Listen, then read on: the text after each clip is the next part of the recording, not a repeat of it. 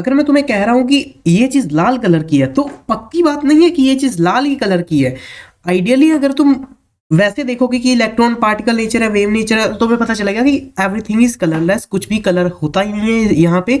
And ये सब माया जाल है, कुछ भी नहीं है ऐसा रियल। बट वही है कि हम इलेक्ट्रॉन को ही नहीं समझ पाए तो हम कलर को कैसे समझ सकते हैं। तो ये सब चीजों की बात हम एटॉमिक स्ट्रक्चर में काफी सारा करेंगे। कलर आता कैसे है, लाइक कलर का फंडामेंटल चीज कैसी है कि मुझे कोई चीज अगर ब्लू दिख रही है तो वो कैसे दिख रही है, वो क्या तरीके हो सकते हैं जिससे कलर आ जाता है कुछ चीजों में। कुछ लोगों को ब्लाइंडनेस होती है, वो तो चल ठीक है, अलग बात है वो चीज। बट डिसिप्लिन कैसे आता है कलर्स में, कलर्स का डिसिप्लिन यानी कि एक कलर है वो ब्लू शो हो रहा है, तो वो ब्लू ही क्यों शो हो रहा है, वो रेड क्यों नहीं शो हो रहा। तो हम कहेंगे कि ये ऐसा ऐसा होता है वैसा होता है, बट नहीं। लाइक फंडामेंटली तुम जब जाते हो तो पता चलता है कि इलेक्ट्रॉन्स का भागना फिरना होता है इसमें, इलेक्ट्रॉन्स भाग रहे होते हैं। एंड आप ऐसे समझो कि लाइक एटॉमिक स्ट्रक्चर में इसको बहुत अच्छे से पढ़ेंगे हम, बहुत ही अच्छे से, एंड तुम्हें कभी भूलेगा नहीं वो चीज। बट हाँ, लाइक इनको डिफाइन कर दिया गया है कि अगर इलेक्ट्रॉन इस इतने में घूम रहा हो, इतनी सी जगह में, तो ये एक अलग कलर शो करता है यहां से यहां तक। अगर इलेक्ट्रॉन यहां तक भाग रहा हो तो ये कुछ अलग कलर शो करता है, इंटेंसिटी वाइज कुछ बता दिया गया। वैसे यहाँ पे तो एटॉमिक स्ट्रक्चर में उसकी काफी अच्छे से स्टडी करेंगे हम, एंड फॉर श्योर तुम्हें कभी नहीं वो चीज भूलने वाली। लाइक इतने डीपली वो चीजें मैं तुम्हें बता दूंगा ना। एंड वही है कि तुम अगर दुनिया को समझ जाते हो ना कि कलर्स कैसे आ रहे हैं, एंड फिर तुम बैठ के अपनी हाइपोथेसिस बनाते हो, तो लाइक मैं अपना बताऊं आपको, तो मैंने बहुत बारी बैठ के एंड सोचा हुआ इस चीज के बारे में कि अगर कलर ऐसा है तो ऐसा ही क्यों है। लाइक वो तो मेरे को दिख रहा है ना कि ऐसा है, लाइक मेरे रेटिना से रिफ्लेक्ट हो रहा है, वो सन की रेज आ रही हैं एंड वगैरह वगैरह। लाइक लिटरली कलर है कैसा।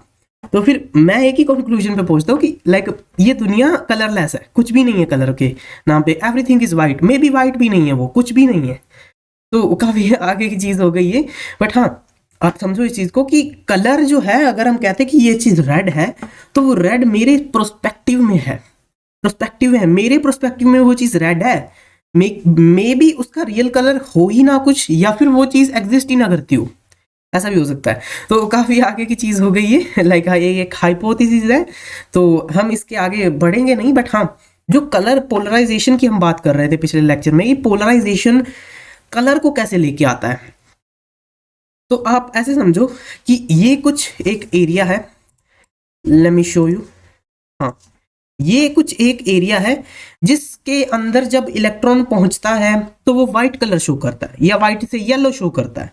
जब वो थोड़ी ऊपर पहुंचता है इस ऊपर वाले एरिया में, तो लेट्स सपोज कि वो रेड कलर शो करने लग गया या ब्लू करने लग गया। उसके बाद थोड़ी और ऊपर पहुंचा तो वो डार्क रेड शो करने लग गया, और थोड़ी और ऊपर जब वो पहुंचा तो अब वो ब्लैक कलर शो करने लग गया। तो लाइक आपको समझना होगा इस चीज को कि हम इस चीज को समझाने की कोशिश कर रहे हैं, लाइक लिटरली ऐसा कुछ नहीं होता है। बट हाँ, चीजों को समझने के लिए हमें ऐसे ही समझना पड़ता है इनको। तो एटॉमिक स्ट्रक्चर में बहुत अच्छे से समझेंगे इस चीज को। बाल्मर सीरीज होती है, लाइमन सीरीज होती है, और एंड डिफरेंट बहुत चीजें होती हैं। ये है, ये जो कलर वाला पार्ट है, ये हम एटॉमिक स्ट्रक्चर में बहुत अच्छे से करेंगे।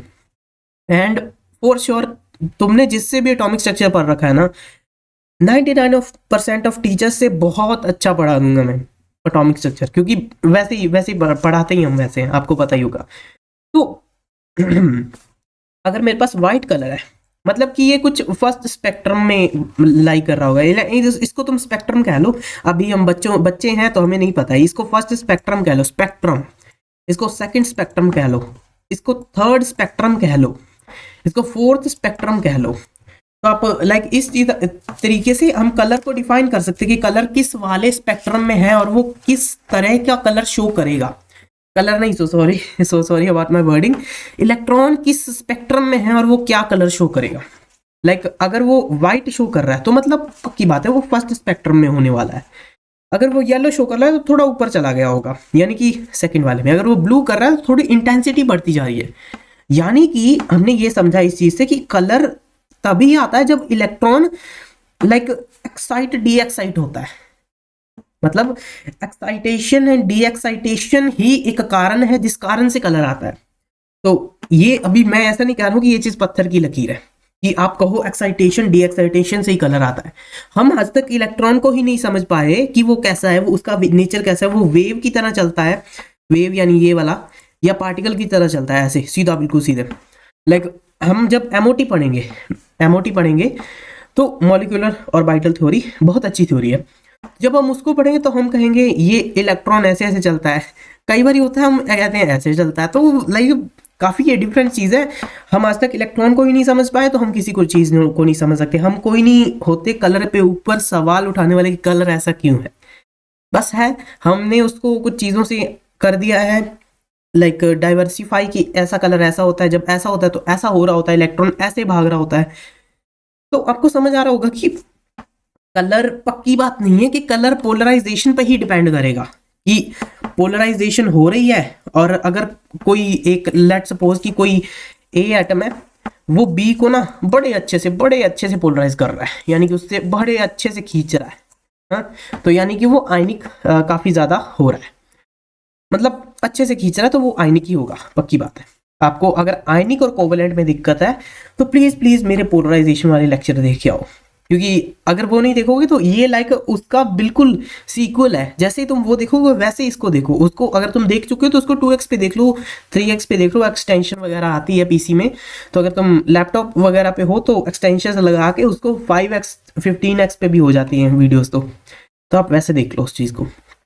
बट हाँ, 2x पे देख सकते हो अगर अभी तुमने 2-3 दिन पहले वो वीडियो देखी है तो आई थिंक कि आपको ज़्यादा क्लैरिटी आएगी, क्योंकि वही है कि पोलराइजेशन पे आपको ज़्यादा क्लैरिटी आएगी तो आगे भी ज़्यादा आएगी। अगर पोलराइजेशन में दिक्कत रह गई तो फिर दिक्कत होगी तुम्हें आगे पूरी जगह पे होगी। तो यानी कि अगर मेरे पास वाइट कलर है, फिर उसके बाद येलो हो जाता है, उसके बाद ब्लू हो जाता है, उसके बाद रेड आ जाता है, तो इंटेंसिटी बढ़ रही है। यानी कि हम कह रहे हैं कि इलेक्ट्रॉन एक्साइट डी एक्साइट बहुत ज़्यादा हो रहा है।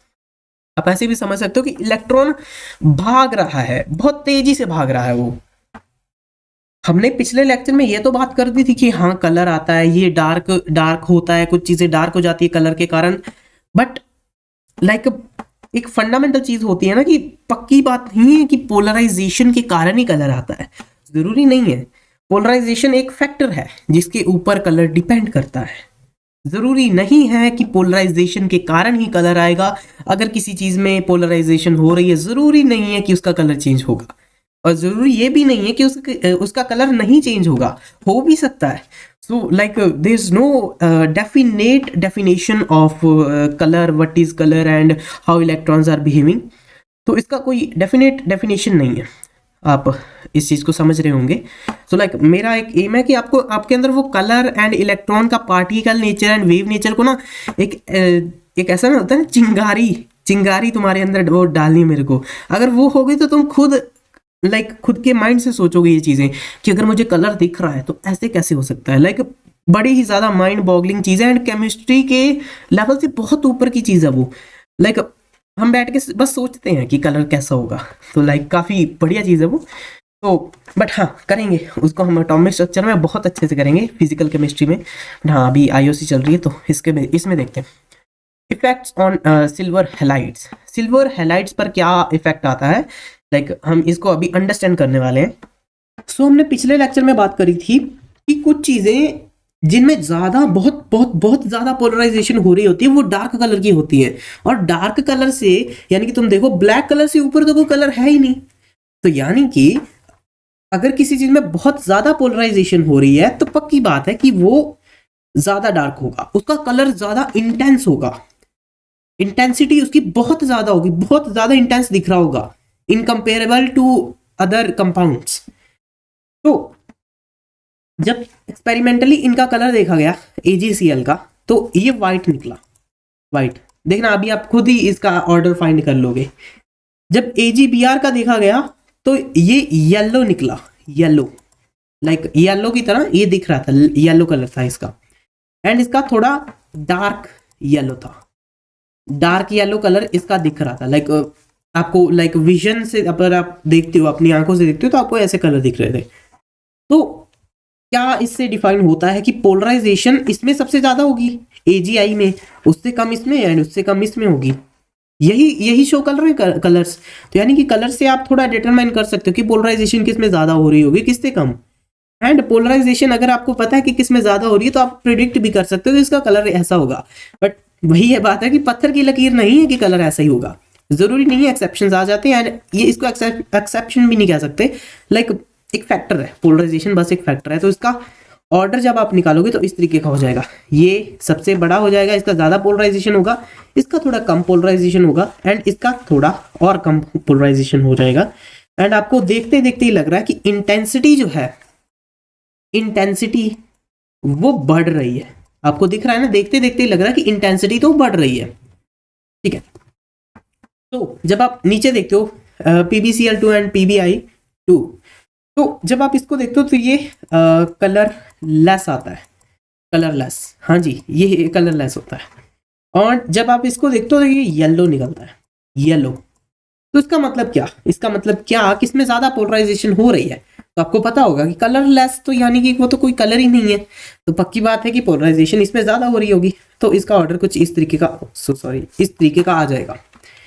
ठीक है, ओके। तो जब आप यहाँ पे पोलराइजेशन का ऑर्डर देखते हो तो ये वाइट का होता है एंड ये ऑरेंज का बैठा है, तो पक्की बात है कि इसमें ज़्यादा पोलराइजेशन हो रही होगी। ठीक है, तो आप इनको लिख लो एंड इनके कलर्स को भी लिख लो कि ऐसा इनका कलर होता है, इनका ऐसा होता है। आगे देखते हैं। ओके, तो ये वाइट है, येलो है, ब्लैक है, यानी पक्की बात है कि इनका ऑर्डर कुछ ऐसा आएगा, कलर का ऑर्डर कुछ ऐसा आएगा एंड पोलराइजेशन का ऑर्डर कुछ ऐसा आएगा। ठीक है, तो आई होप तो आपको ये कलर वाला कॉन्सेप्ट अभी तक समझ आ रहा होगा। एंड अगर आपको पोलराइजेशन आता है ना, तो पोलराइजेशन के हिसाब से आप इसको अच्छे से देख सकते हो। लाइक अगर आपको पोलराइजेशन नहीं आता है तो फिर मुश्किल हो जाएगा, फिर तुम्हें नहीं समझ आ रहा होगा ये चीज़। बट हाँ, पोलराइजेशन जिसने मेरे से पढ़ रखा है, अगर किसी और से पढ़ रखा है तो उसका मैं कोई गारंटी नहीं ले रहा, बट हाँ मेरे से पढ़ रखा है तो आपको ये चीज़ तो समझ आ रही होगी कि कलर कैसे डिफर करता है। कलर के बारे में मैंने आपको काफ़ी सारी और चीज़ें भी बता दी। बाकी हाँ, अगर आप इंडिपेंडेंट स्टडी करना चाहते हो कलर के ऊपर, कर सकते हो, कोई दिक्कत नहीं है उसमें। तो अब बात आती है मेल्टिंग पॉइंट की। मेल्टिंग पॉइंट आपको पता होगा, कोई वो पॉइंट जब हम हीट इतनी ज़्यादा दे देते हैं कि वो चीज़ सॉलिड से बिखर के लाइक लिक्विड में चली जाती है, तो उसको कहते हैं मेल्टिंग पॉइंट, कि वो चीज़ मेल्ट हो गई, उसके जो बॉन्ड्स थे वो सारे बॉन्ड्स टूट गए, अब वो डिफरेंट डिफरेंट मॉलिक्यूल्स की तरह बैठे हैं। ठीक है, तो आप इसको इस तरीके से देख सकते हो। कुछ कंपाउंड्स में पोलराइजेशन मेल्टिंग पॉइंट डिसाइड करता है एंड कुछ कंपाउंड्स में लैटिस एनर्जी डिसाइड करता है। कैसे?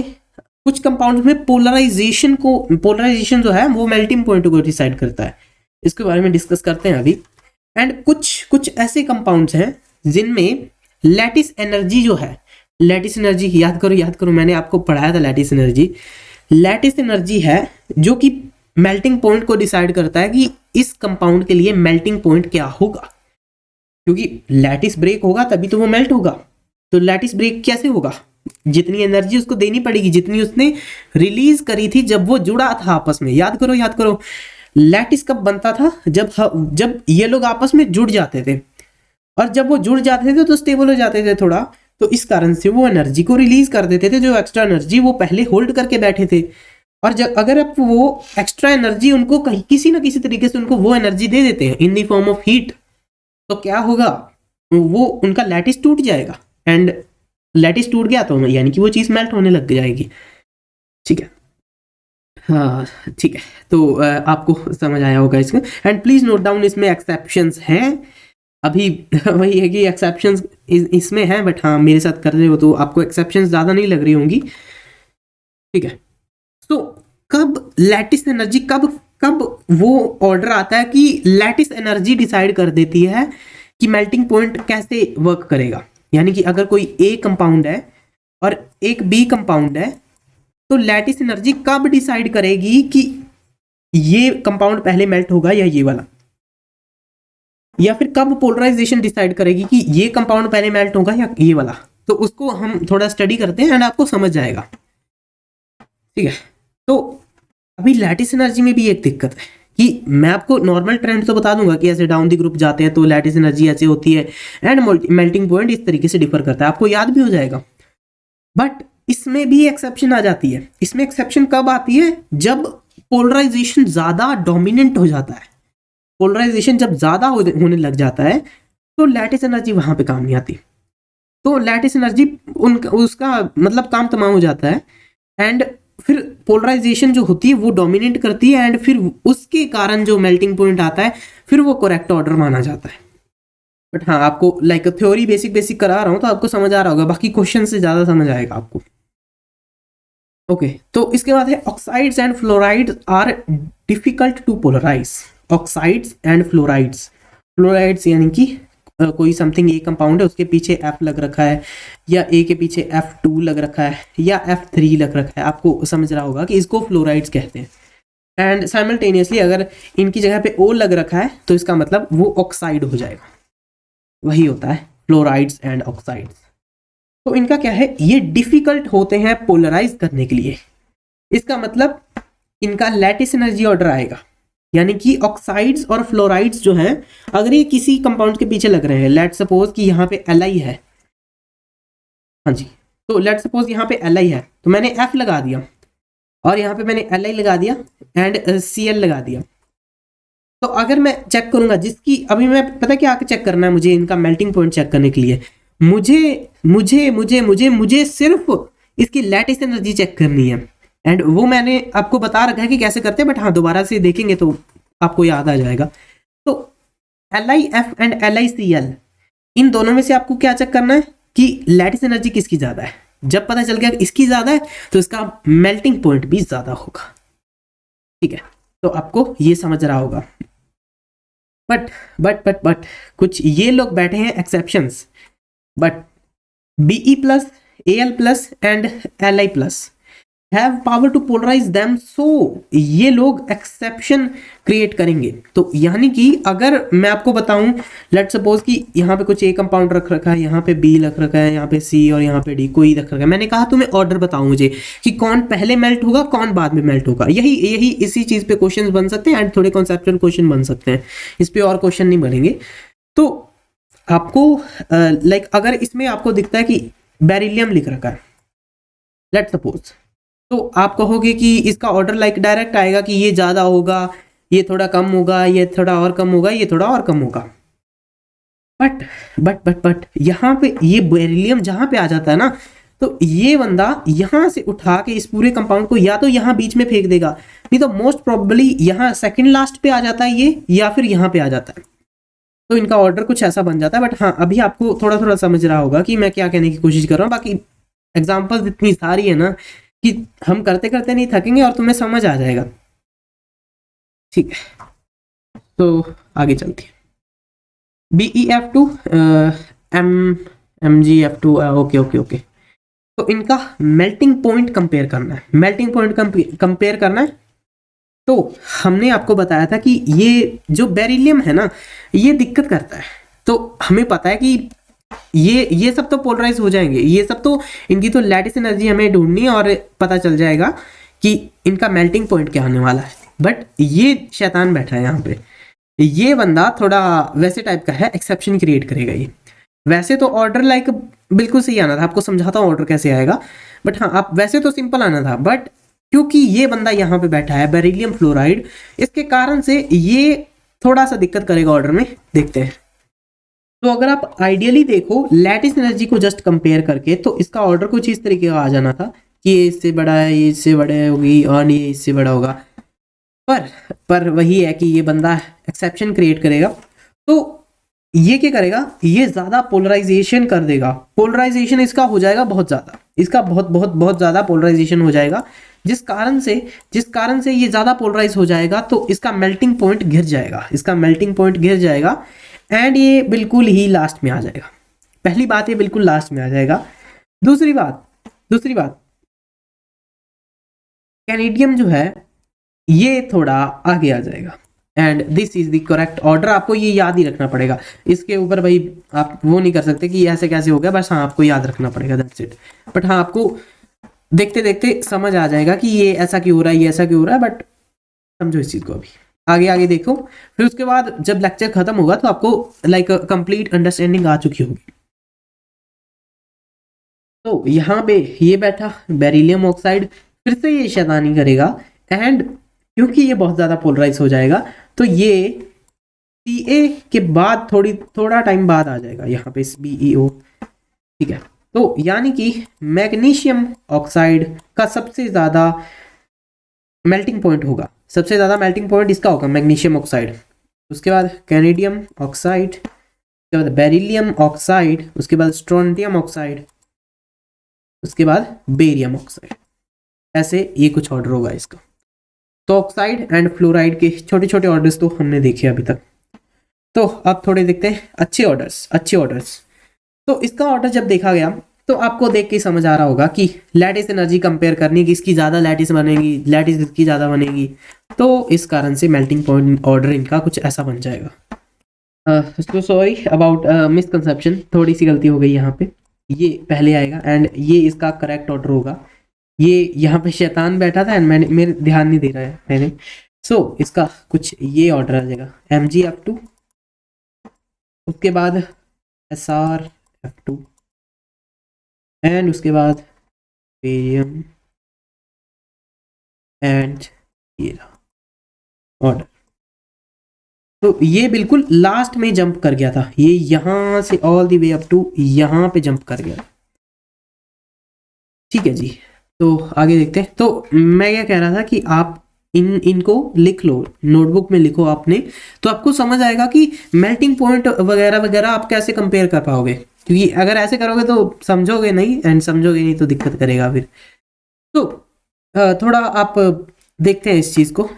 पीरियोडिक टेबल काफ़ी टाइम पहले इसको छेड़ा था, बहुत टाइम हो गया इसको हाथ लगाए हमने, एंड वो वाले लेक्चर्स भी बढ़िया बनाए थे हमने। तो अभी इन पे बात करते हैं। एंड अगर आपको पीरियोडिक टेबल पे कोई दिक्कत है तो पीरियोडिक टेबल के लेक्चर बना के रखे हैं मैंने, बहुत अच्छे बना के रखे हैं, आप वहाँ जाओ, वापस जाओ। सो ये फर्स्ट ग्रुप, सेकंड ग्रुप हमारे जो दोनों है। फर्स्ट ग्रुप को क्या कहा जाता है? Alkali metals. देखो बताने को तो मैं इनको तुम्हें पहले भी बता सकता था, लाइक बताने को ये तो रटने वाली चीज बन जाती फिर, बट हाँ अभी आपको समझ आ रहा होगा कि मैं alkali metals, alkaline earth metals और नॉन मेटल्स को लेके आया हूँ। तो बताने को मैं आपको पहले भी बता सकता था, बहुत पहले बता सकता, बहुत पहले, बट हाँ वही है कि मैंने आपको कहा हुआ कि जब जिस चीज़ की मेरे को ज़रूरत पड़ेगी मैं तभी आपको बता दूंगा, तो उससे अंडरस्टैंडिंग बिल्ड हो जाती है बहुत ज़्यादा, क्योंकि चीज़ें आपको रटनी नहीं पड़ती, आपको समझ आता है कि हम ऐसे क्यों कर रहे हैं या ऐसे क्यों कर रहे हैं या ऐसे क्यों कर रहे हैं। तो अभी आप इसके नाम पे सवाल उठाने जितने तो हम हुए नहीं है, बट हाँ आप समझो इस चीज़ को भी। तो अभी हम क्या करने वाले हैं? मेल्टिंग पॉइंट कंपेयर करने वाले हैं। तो मेल्टिंग पॉइंट कंपेरेबिलिटी तो आपको समझ आ गई कि कंपेयर ऐसे ही होता है कि ये इसका मेल्टिंग पॉइंट इससे बड़ा है, इसका मेल्टिंग पॉइंट इससे थोड़ा कम है, तो ये इस साइड ऐसा कुछ हो जाएगा, समहाउ ऐसा कुछ आ जाता है ऑर्डर, बहुत बारी आ जाते हैं ऑर्डर्स। तो आपको लाइक कैसे देखना है इस चीज़ को कि हम मेल्टिंग पॉइंट कंपेयर कर रहे हैं। पहली बात आपके मन में आ रहा होगा कि डी ब्लॉक कहाँ गया, तो डी ब्लॉक में वेरिएशंस इतनी ज़्यादा आ जाती है ना, कहीं क्या चीज़ फैक्टर ज़्यादा डोमिनेंट हो जाता है, कहीं कौन सा फैक्टर डोमिनेंट हो जाता है, तो मेल्टिंग पॉइंट वहाँ पे डिफाइन करना जो है ना बहुत मुश्किल हो जाता है। लाइक आप डिफाइन कर सकते हो, बहुत सारी चीज़ों पे डिफाइन भी कर सकते हो, आप कह सकते हो इसका मेल्टिंग पॉइंट ऐसा, इसका ऐसा, इसका ऐसा, बट आप इस चीज़ को समझो कि इतना आसान नहीं है डी ब्लॉक से पंगे लेना, क्योंकि डी ब्लॉक आपके एलिमेंट्स को भी देखो, अगर आप पढ़ रहे हो ना इनऑर्गेनिक, तो ज़्यादातर हम डी ब्लॉक का कोई कंपाउंड भी नहीं लेते हैं, क्योंकि ये लोग एक अलग दुनिया है इनकी। एंड अगर हम फर्स्ट ग्रुप की बात करें, सेकंड ग्रुप की बात करें, 13th ग्रुप ये रहा, 14th 15th 16th, एंड ये नोबल गैसेस की बात करें तो ये कंपैरेटिवली आसान है इनको स्टडी करना। एंड स्पेशली नॉन मेटल्स ये जो मैंने बना के रखे हैं ना, इनको नॉन मेटल्स कहा जाता है। बनाना सीख लो, पीरियोडिक टेबल का स्केलेटन तो तुम्हें बनाना आता ही होगा, तो याद कर लो ये नॉन मेटल्स कितने कितने, बहुत ही आसान है, बहुत ही आसान है भाई। आपको पहली बात निमोनिक्स आनी चाहिए, दूसरी बात ऐसे आपको सीढ़ियाँ सी बना देनी है और बन जाएगा ये, कोई इसमें बड़ी बात नहीं है, कोई रॉकेट साइंस नहीं लग रही इसको बनाने में।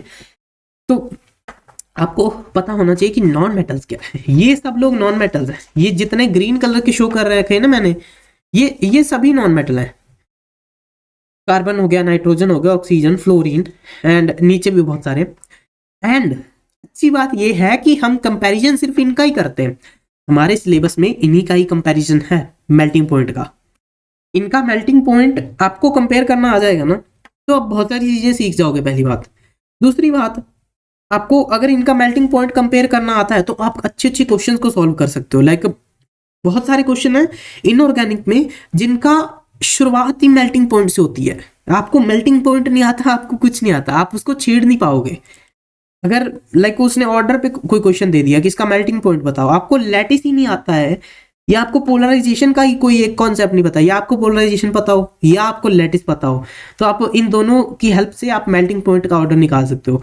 आपको दोनों ही नहीं पता है कि कैसे इसको कंपेयर करना है, इसको कैसे कंपेयर करना है, तो आपको कुछ भी नहीं समझ आएगा। तो मेरा यही रहता है कि stick to basics, but basics को इतना अच्छा कर दो कि तुम बहुत अच्छे अच्छे क्वेश्चंस को सॉल्व कर रहे होगे। तो ऐसा नहीं होता कि तुम शुरुआत बहुत अच्छे क्वेश्चन से करते हो और तभी तुम्हारा वो लेवल बढ़ता है।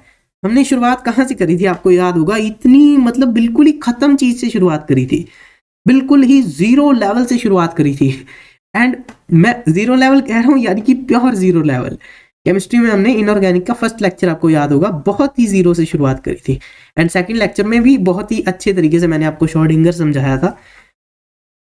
तो आप आते हैं यहाँ पे, तो इनमें क्या है कि यहाँ पे काफी सारी वेरिएशंस आ जाती हैं। जो नीचे बैठे हैं, ये ऊपर तो वाले तो हो गए नॉन मेटल्स, नॉन मेटल्स ये हो गए, एंड ये वाले इस साइड वाले मेटल हो गए।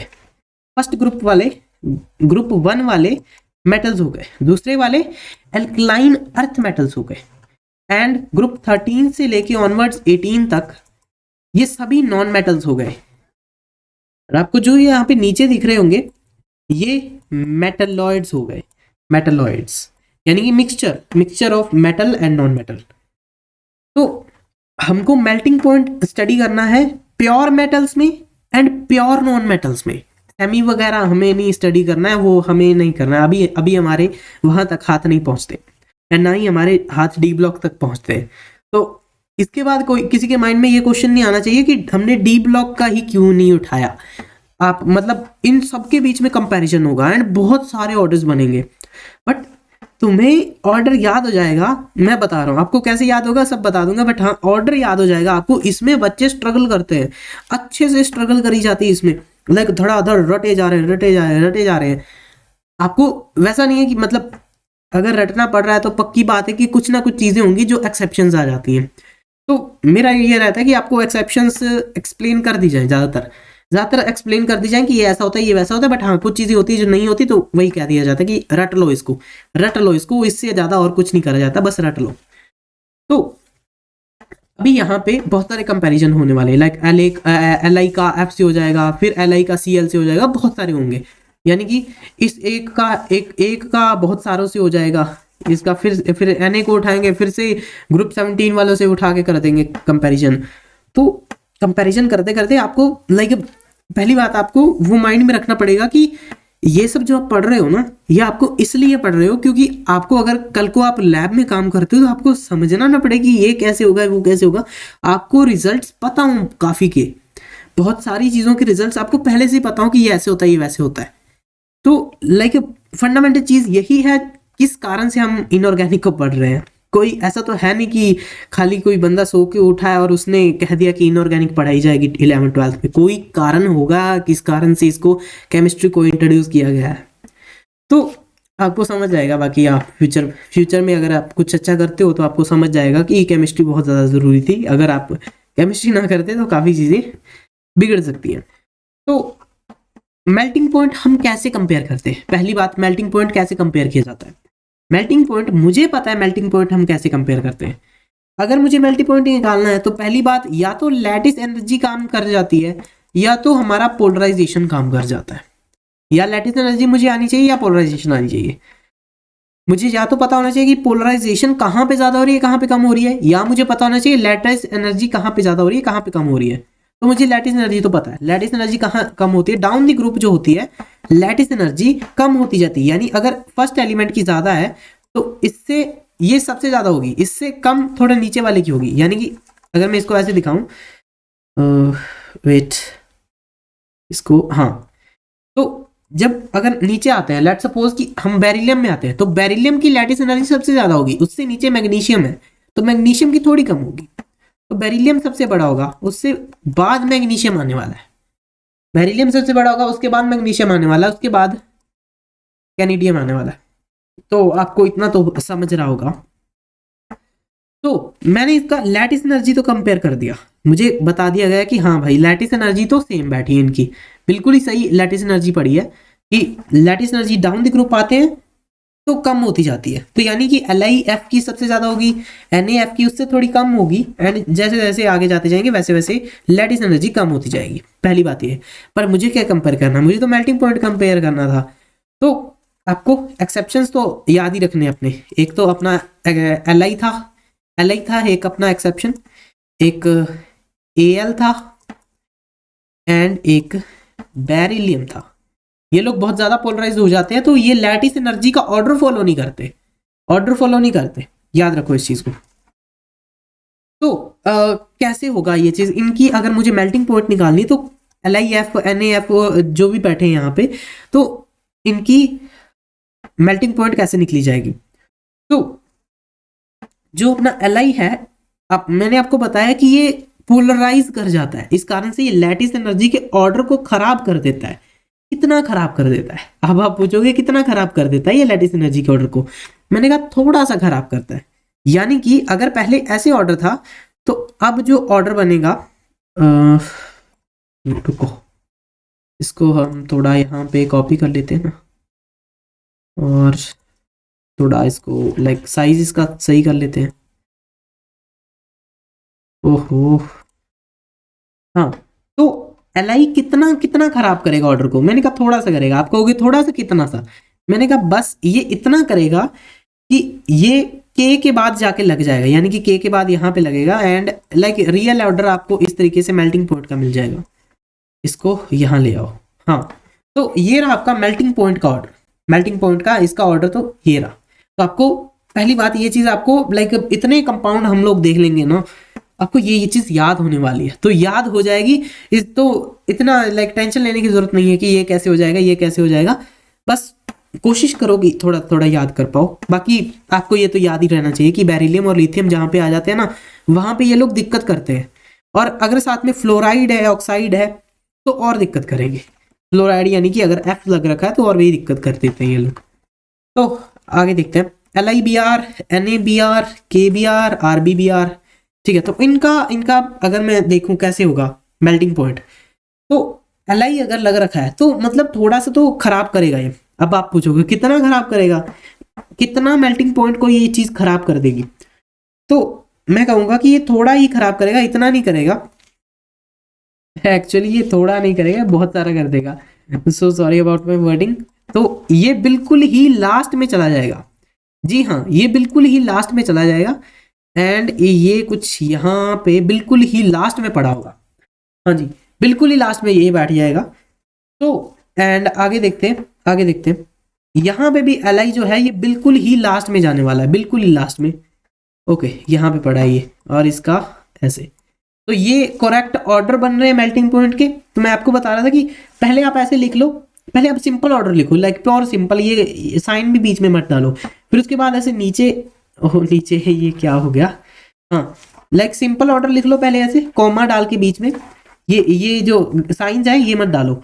उसके बाद आप ऐसे तीर बनाओ एक, और यहाँ पे लिख दो लैटिस एनर्जी। तो फिर उसके बाद लैटिस एनर्जी का ऑर्डर लिखो। उसके बाद इसमें से एक और एरो निकालो और यहाँ पे लिख दो MP मेल्टिंग पॉइंट, और फिर यहाँ पे मेल्टिंग पॉइंट का ऑर्डर लिखो। आपको ऐसे याद होगा, इसका नोट्स बनाने पड़ेंगे आपको अच्छे से, बट हाँ आपको कॉन्सेप्चुअल चीज में कोई भी दिक्कत नहीं कराऊंगा मैं, अच्छे से करा देंगे वो चीज। तो सो आप यहाँ देखो, अभी हो जाएगा इस, हाँ जी। तो आपने इसका तो इतना तो समझ लिया कि ये भी हो गया, ये भी हो गया, एंड ये भी हो गया। अब आता थी LiI की। तो इसमें ये कितना खराब हो जाएगा, लाइक कितना ऑर्डर को खराब कर देगा। वो भाई ये क्या कर रहा है, हाँ तो ये कितना कितना खराब करेगा ऑर्डर को Li। तो Li थोड़ा ज़्यादा ही खराब कर देगा, एंड ये बिल्कुल ही लास्ट में चला जाएगा। एक और चीज़ भी होने वाली है, एक और चीज़ भी हो रही है। एक और चीज़ क्या हो रही है कि जो Ki है, हाँ जी Ki है, वो भाई क्या हो गया, हाँ जो Ki है ये बिल्कुल आगे चला जाएगा। हाँ तो इसका ऑर्डर कुछ ऐसा बन जाता है, ठीक है, तो ये रहा आपका करेक्ट ऑर्डर, जहां पे के आई, अभी आप पूछोगे कि के आई आगे क्यों चला गया, तो इसका लाइक कोई वैसा है कि इसका कुछ अनडिफाइंड जैसा है, कुछ चीज कि हम डिफाइन नहीं कर पा रहे कि ये कैसा है। तो मे बी आगे जब कुछ होती है रिसर्चेस वगैरह तो हो जाएगा, कभी ना कभी इसका पता चल जाएगा कि क्यों आगे जाता है। बट हाँ वही है कि टीचर्स बताते हैं कि ये क्यों आगे चला जाता है। तो मैं समझता हूँ कि इस चीज को ना अभी बताने में कुछ खास फायदा नहीं, क्योंकि वही है कि अगर तुम्हें कोई चीज याद करनी है तो तुम उसको, मैं कह रहा हूँ कि याद करो तो करो, क्योंकि कुछ चीजें होती है जो मैं बिल्कुल नहीं कहता कि याद करो। जब मैं कहता हूँ कि याद करो तो उसको करना ही पड़ेगा। कैसे कर सकते हो? लिखने की कोशिश करो। लाइक अगर आपको दो दो कंपाउंड याद करने ये वाले, तो आप दोनों को एक एक बारी लिखो, जो गलती हो रही है अगली बारी अगले पेज पे पलटाओ और आगे लिखो, फिर से लिखो, फिर से लिखो, फिर से लिखो, जब तक सही नहीं हो जाता। एक सुबह लिखो, फिर शाम को लिखो, भूल जाओगे, फिर 2 दिन 4 दिन बाद लिखो। बहुत सारा लिखना पड़ता है तभी याद होता है। एंड अगर आपको इनऑर्गेनिक की नोट्स याद है ना, तो आप कोई भी पेपर को अच्छे से फोड़ सकते हो, कोई भी तगड़े से तगड़ा पेपर। इनऑर्गेनिक के नोट्स इतने अच्छे बना के रखो ना अपने, कि इसका मतलब ये है, इसका मतलब ये है, लिख के रखो उस चीज को। लेकिन वही है कि आप कहोगे कि मैं दिमाग में रख लूंगा इतनी चीजें, अभी उतने कैपेबल नहीं हो। अगर उतने कैपेबल होते तो तुम लेक्चर नहीं देख रहे होते, तुम कहीं किसी अच्छी यूनिवर्सिटी में पढ़ा रहे होते बच्चों को। तो बट हाँ, आगे चलते हैं, इनका मेल्टिंग पॉइंट कंपेयर करते हैं। तो हमें पता है मेल्टिंग पॉइंट कैसे कंपेयर होता है, पहले लैटिस एनर्जी देखते हैं। तो मैंने कहा कि लैटिस एनर्जी, आपने तो कहा था कि डाउन द ग्रुप जाते हैं, जब हम नीचे डाउन द ग्रुप जाते हैं लैटिस एनर्जी कम होती है। पर ये लोग तो सभी के सभी थर्ड पीरियड के बंदे हैं, ये ग्रुप तो इनका कोई है ही नहीं ना, इनका तो पीरियड है, पीरियड सेम है इनका, इस तरीके से कुछ है। तो यहाँ पे Na पड़ा है, मैग्नीशियम पड़ा है, एल्यूमिनियम पड़ा है, तो इनका क्या होगा, इनका क्या होगा? तो जब हम डाउन द ग्रुप आते हैं तो लैटिस एनर्जी पक्की बात है, हाँ सही बात है, कम होती है। पर हम जब अलोंग द ग्रुप जाते हैं तो जो lattice energy like along the period जाते हैं, तो हर ग्रुप में एनर्जी डिफर करती जाती है। यानी कि फर्स्ट ग्रुप में एनर्जी सबसे ज्यादा होगी लैटिस एनर्जी, उसके बाद सेकंड ग्रुप में लैटिस एनर्जी कम हो जाएगी। यानी कि अगर यहाँ पे 20 पहले कंपाउंड की लैटिस एनर्जी थी, यहाँ पे 15 हो जाएगी, यहाँ पे 10 हो जाएगी। तो अभी आपको समझ आ रहा होगा कि यहाँ भी, यहाँ जब इस साइड को जाते हैं, अलोंग द पीरियड जाते हैं, तो लैटिस एनर्जी कम हो जाती है, लैटिस एनर्जी कम हो जाती है। यानी कि इसका लैटिस एनर्जी ऑर्डर कुछ इस तरीके का आएगा। हाँ, तो बट हमें क्या निकालना है, हमें तो मेल्टिंग पॉइंट निकालना है। सो फिर मैंने देखा कि यहाँ पे जो चार्जेस हैं, चार्जेस देखो, एक एक पॉजिटिव चार्ज यानी कि थोड़ा सा इलेक्ट्रोनेगेटिव, ये बहुत सारा इलेक्ट्रोनेगेटिव, ये उससे भी ज्यादा इलेक्ट्रो, एल्यूमिनियम सबसे ज्यादा इलेक्ट्रोनेगेटिव है। यानी कि अगर ये सबसे ज्यादा इलेक्ट्रोनेगेटिव है तो पक्की बात है ये बहुत ज्यादा अपनी तरफ F3 को खींच रहा होगा। सही बात है ना, बिल्कुल बहुत ज्यादा खींच रहा होगा F3 को अपनी साइड की, आजा तो मेरे पास आजा, क्योंकि मुझे तेरी बहुत ज्यादा जरूरत है। एंड कुछ आयनिक कैरेक्टर डेवलप हो रहा होगा, कुछ कोवेलेंट भी हो रहा होगा। तो डोमिनेंट क्या हो रहा होगा, डोमिनेंट क्या चीज हो रही होगी? यानी कि देखो ना, एल्यूमिनियम पर बहुत ज्यादा इलेक्ट्रोनेगेटिव है, तो ये पूरा इस ऑर्डर को पलटा के रख देगा, इसकी लैटिस एनर्जी ज्यादा हो जाएगी। तो कैसे लाइक किस तरीके से आप इस चीज को देख सकते हो कि ऑल दो इनका मेल्टिंग पॉइंट इस तरीके का बन जाएगा, एल्यूमिनियम का सबसे ज्यादा, उसके बाद मैग्नीशियम, एंड उसके बाद इसका। हाँ जी, तो इस तरीके से इनका ऑर्डर कुछ बन जाएगा। तो अब देखते हैं कि जब पोलराइजेशन डोमिनेंट हो जाती है, यानी कि लैटिस एनर्जी कम होती है और पोलराइजेशन ज्यादा हो जाती है, तो तब किस तरीके का कंपाउंड का आपको आइडिया लग सकता है कि किस तरीके का कंपाउंड बन सकता है अपना, यानी कि इसके ऑर्डर में क्या डिफरेंसेस आ सकते हैं। तो आपको पोलराइजेशन तो मैंने देखना दिखाया था कि पोलराइजेशन कैसे देखते हैं, किस वाले कंपाउंड की कैसी होती है, वो आप पिछला लेक्चर देखो।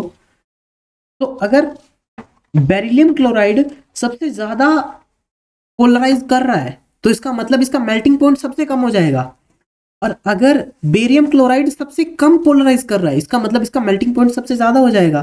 तो अगर मेरे को कंपेरेबिलिटी करनी हो तो मेल्टिंग पॉइंट का ऑर्डर कुछ इस तरीके का आ जाएगा इनका भी। And so on go with this thing. हाँ जी, ऐसा ही है, ब्रोमीन का भी एंड आयोडीन का भी बिल्कुल बिल्कुल सेम ऑर्डर आएगा, बिल्कुल ही सेम ऑर्डर आएगा। बेरिलियम X2 लिख दो, and all the way up to barium X2 where X is equal to chlorine, bromine and iodine. चलिए आगे देखते हैं। तो आगे देखते हैं बेरिलियम फ्लोराइड। अब आ रहा है फ्लोराइड। मैंने आपको बताया था कि फ्लोराइड में दिक्कत करता है ये बेरिलियम। बेरिलियम क्या करता है, जब फ्लोराइड इसको दिखता है, एफ दिखता है, तो ये उसका ऑर्डर खराब करता है। आइडियली ऑर्डर तो इस तरीके से आना था, आइडियल ऑर्डर तो ऐसे ही आना था ना, बट क्या ऐसा ऑर्डर आया? बिल्कुल भी नहीं। जब एक्सपेरिमेंटली देखा गया तो ऐसा ऑर्डर तो बिल्कुल भी नहीं आया। तो ऑर्डर कैसा आया? ऑर्डर कैसा आया? तो बेरिलियम फ्लोराइड, पहली बात ये बेचारा इतना पागल इंसान है, ये बिल्कुल ही लास्ट में चला गया। और दूसरी बात CaF2 जो है ये all the way up to front पे आ गया, एंड दैट्स इट। ये रहा आपका ऑर्डर, इसको आप यहाँ पे ट्रांसफर करो, एंड दैट्स इट। ये है अपना करंट ऑर्डर, लाइक ये है रियल ऑर्डर, एंड इसको लिख लो, स्टार मार्क कर लो, क्योंकि जो ऑर्डर्स बेरिलियम चेंज करता है उस पर क्वेश्चन आ जाते हैं। आगे देखते हैं Li plus F minus Na plus Cl, okay, Li plus F, okay, Na plus Cl, ठीक है, समझ गए। तो ये कैसे होगा, इनका ऑर्डर कैसा आएगा? आप लाइक पहली बात, पोलराइजेशन अब डोमिनेंट में है, आपको पता होना चाहिए। तो यानी कि जहां ज्यादा पोलराइजेशन हो रहा होगा वहां पे कम मेल्टिंग पॉइंट होने वाला है। तो इनका ऑर्डर जब हम देखते हैं तो इनका ऑर्डर कुछ क्या हो गया, हाँ, इनका ऑर्डर कुछ समहाउ इस तरीके का आ रहा होता है। वही पोलराइजेशन का फैक्टर आप देख सकते हो, पोलराइजेशन देख सकते हो, एंड उसी फैक्टर से आप लाइक डिटरमाइन कर सकते हो। अगर आपको पिछला लेक्चर देखा हो तो आपको इस चीज़ में तो दिक्कत ही नहीं होनी चाहिए। लाइक अभी तो बस वही हलवा बन चुका है ये सब चीज़ें, अब तो बस देखना है इनको, और कुछ नहीं है। हाँ, तो वैसे ही इनका भी ऑर्डर बन जाएगा ऐसे ही। हाँ, तो अब आगे देखते हैं beryllium fluoride, magnesium chloride, cadmium bromide, strontium iodide. ठीक है, तो ये कैसे होने वाले हैं, अभी इसको देखते हैं। तो यहाँ पे भी वही सेम चीज़ है कि इसकी पोलराइजेशन सबसे कम हो रही होगी, इसके कारण इनका मेल्टिंग पॉइंट कुछ इस तरीके का आ रहा होगा। आगे देखिए, ओके, तो F2Cl, ये वही पुराने वाला ही नहीं है? अरे ये तो पुराने वाला ही है ना, तो नहीं, नया है। फिर से याद करो, कम पोलराइजेशन मतलब ज्यादा मेल्टिंग पॉइंट, कम पोलराइजेशन किन की होगी? जिनका साइज छोटा होगा। तो ये कुछ इनका ऑर्डर बन जाएगा फिर से। तो आगे देखिए, तो यहाँ पे देखो अभी H2S, H2SE, H2TE। तो S का आप अगर साइज देखो तो साइज बहुत बड़ा होता है, इसका साइज बहुत बड़ा होता है। तो इसका लाइक किस तरीके से बनेगा, इसमें पोलराइजेशन बहुत ज़्यादा हो रही होगी, तो यानी कि मेल्टिंग पॉइंट इसका सबसे कम होने वाला है, इसका थोड़ा सा इससे ज़्यादा होगा। यानी कि इनका ऑर्डर कुछ इस तरीके से आ जाएगा ना कि H2O सबसे ज़्यादा, क्योंकि ये छोटा है तो यानी कि इसकी पोलराइजेशन कम हो रही होगी, एंड वैसे वैसे चलता जाएगा ये। हाँ, ऐसे ही हो रहा होगा। तो अब यहाँ पे देखो, तो पहले तो हमने कहा था कि जहाँ पोलराइजेशन सबसे कम होती है मतलब उसका साइज बहुत छोटा होता है, तो उसका मेल्टिंग पॉइंट इस कारण से ज़्यादा हो रहा होता है। तो इस तरीके का कुछ ऑर्डर आना था, बट यहाँ पे क्या हो रहा है, यहाँ पे वंडरवॉल फोर्सेस लग रही है। वंडरवॉल फोर्सेस के बारे में पढ़ेंगे हम, तो इनका कुछ इस तरीके का मेल्टिंग पॉइंट का ऑर्डर आ जाता है, मेल्टिंग पॉइंट कुछ इस तरीके का। चलिए आगे। सो अब देखते हैं सॉल्युबिलिटी। अब आ गई थोड़ी थ्योरी देखते हैं कैसे होगा ये। सॉल्युबिलिटी को समझना पड़ेगा, थोड़ा अच्छे से समझना पड़ेगा, क्योंकि तभी समझ आएगी किसी चीज़ में कोई चीज़ कैसे घुल जाती है। अगर मैंने कह दिया कि मैंने पानी में नमक घोल दिया, तो कैसे घोल दिया? आप कहोगे कि पानी को मैंने शेक कर दिया एंड बस हो गया, बट क्या रियलिटी में ऐसा हुआ? नहीं। हम ऐसे केमिस्ट्री में थोड़ी ना बात करते हैं कि मैंने इसको शेक कर दिया और हो गया, नहीं। उसके लाइक मॉलिक्यूलर स्ट्रक्चर की बात करते हैं, कैसे ये चीज़ हो कैसे गई। तो आप यहाँ देखो, अगर कोई चीज़ आयनिक ज़्यादा है, आयनिक को याद करो, अगर कोई चीज़ आयनिक ज़्यादा है, Na+Cl- को याद करो, तो अगर कोई चीज़ आयनिक बहुत ज़्यादा है तो मतलब कोवेलेंट करैक्टर उसका कम हो रहा होगा, यानी कि उसकी पोलराइजेशन भी साथ में कम हो रही होगी। क्योंकि यही तो हमने पढ़ा है पिछले लेक्चर्स में, इतना अच्छे से पढ़ रखा है इस चीज़ को, तो कि पोलराइजेशन कम हो रही होगी। एंड अगर पोलराइजेशन कम हो रही होगी तो सॉल्युबिलिटी बढ़ रही होगी। अभी आप इस चीज को एक बार याद रखो कि सॉल्युबिलिटी बढ़ रही होगी। समझाते हैं कैसे बढ़ रही होगी कि पोलराइज, अगर कोई चीज कम पोलराइज्ड है तो वो ज्यादा सॉल्युबल कैसे है। तो अगर मेरे को इनका कंपेरेबिलिटी करनी है तो Hg को देखते हैं, Hg तो बहुत बड़ा है, Hg बहुत बड़ा है। वैसे ही अगर हम Pb को देखते हैं तो Pb भी बहुत बड़ा है। तो ये तो समझ गए कि ये दोनों तो बहुत बहुत बड़े हैं, बट इनको देखें, ये छोटू सा होता है, ये उससे थोड़ा सा बड़ा होता है, यानी ये उससे थोड़ा सा बड़ा होता है। तो इससे इससे क्या समझ सकते हैं आप, हम अभी हमें सॉल्युबिलिटी को कंपेयर करना है कि कोई चीज कितनी सॉल्युबल है। सो ऐसा करते हैं, आई डोंट थिंक सो ये सही टाइम है इस क्वेश्चन को करने का। पहले इस पूरी चीज को पढ़ते हैं जो मैंने लिख रखा है, फिर आप देखना उस चीज को, तो आपको ज्यादा अंडरस्टैंडेबिलिटी आएगी उस चीज की। तो सॉल्युबिलिटी को कैसे प्रिडिक्ट कर सकते हैं? Solubility is easily predicted by lattice effect. अभी आप कहोगे कि लैटिस इफेक्ट से कैसे कर सकते हैं? तो पहली बात, डाउन दी ग्रुप जाते हैं तो लैटिस एनर्जी कम होती है। पहली बात, लैटिस एनर्जी कम हो रही है, जैसे जैसे आप नीचे जा रहे हो तो लैटिस एनर्जी कम होती जाती है, जिसका मतलब कि सॉल्युबिलिटी भी कम हो रही है। अब आप कहोगे सॉल्युबिलिटी कैसे कम हो रही है? क्योंकि अगर पहले कंपाउंड लाइक लेट सपोज कि यहाँ पे Li है, यहाँ पे Li लिख रखा है, नीचे आते हैं तो कोई सेकंड कंपाउंड कुछ और आ जाता है, Li प्लस है, यहाँ पे Na प्लस है, कुछ इस तरीके के कंपाउंड्स हैं। तो इसकी लैटिस एनर्जी ज्यादा होगी, इसकी लैटिस एनर्जी इससे ज्यादा होगी, पहली बात तो अगर इसकी लैटिस एनर्जी सबसे ज्यादा है, इस बंदे की लैटिस एनर्जी ज्यादा है, तो इसका यही मतलब हुआ कि इसको बहुत जरूरत थी किसी एक अनदर एटम की कि तू मुझसे जुड़ जा। तो ये जुड़ गए बाद में, तो तभी तो लैटिस रिलीज हुई, और उसने बहुत सारी लैटिस एनर्जी रिलीज करी। इसका क्या मतलब है? इसने बहुत सारी लैटिस एनर्जी रिलीज करी, यानी कि इसको बहुत ज्यादा जरूरत थी किसी चीज की। तो यानी कि अगर मेरे को इसका लैटिस तोड़ना था, जितनी इसने एनर्जी रिलीज करी थी, अगर मैं इसको उतनी ही एनर्जी दे दूं तो इसका लैटिस भी टूट जाएगा। तो अब यहां देखो, क्योंकि अगर पहले कंपाउंड की लैटिस एनर्जी दूसरे से ज्यादा है, पहले की ज्यादा है, लाइक Li प्लस की Na से ज्यादा है लैटिस एनर्जी, तो इसका मतलब उसने अपना लैटिस बनाते वक्त ज्यादा एनर्जी छोड़ी होगी। हाँ जी, बिल्कुल सही बात है, ज्यादा एनर्जी छोड़ी है उसने। इसका मतलब पानी को उसमें मिक्स करने में, पानी की मैंने आपको इंटरेक्शन दिखाई थी कि H के ऊपर डेल्टा प्लस आ जाता है, तो यानी कि अभी भी पानी के पास प्लस और माइनस का चार्ज है। तो अगर आप इस चीज को देखो ऐसे कि Li प्लस है और Cl माइनस है, और उसको हम पानी में डिसॉल्व कर रहे हैं जिसमें एक प्लस और माइनस पहले से ही बैठा है, तो अब क्या होगा कि अगर पानी को उसमें घुलना है, तो पानी को उस चीज से अच्छे से इंटरेक्ट करना पड़ेगा। इसका यहाँ पे देखो, इसका मतलब पानी को उसमें मिक्स होने के लिए अच्छे से इंटरेक्ट करना होगा। इसका मतलब अगर पानी के मॉलिक्यूल उससे अच्छे से इंटरेक्ट करेंगे तो ये कंपाउंड पानी में अच्छे से मिक्स हो जाएगा। ठीक है, तो इस तरीके से लाइक मिक्सिंग होती है। लाइक आपको थोड़ा सा इसके बारे में बैठ के थोड़े सोचोगे ना तो समझ आ जाएगा कि लैटिस एनर्जी कैसे डिफर करती है। बाकी हाँ, अगर आप थोड़ा सा लाइक बैठ के सोचो इस चीज के बारे में कि मैंने अभी भी क्या कहा है, इसको पढ़ो, इसको पढ़ने से ज्यादा चीज समझ आएंगी। वीडियो पॉज करो एंड इसको पढ़ो, इसको पढ़ने से तुम्हें लाइक हर चीज समझ आ जाएगी जो मैं तुम्हें कन्वे करने की कोशिश कर रहा हूँ। अब तुम यहाँ पे देखो, यहाँ पे सिर्फ F2 दिख रखा है, F2 दिख रखा है, यानी कि F2 तो बहुत ज्यादा अपनी तरफ खींचता है, उसकी खींचने की टेंडेंसी बहुत ज्यादा होती है, यानी कि वो बहुत ज्यादा भूखा है।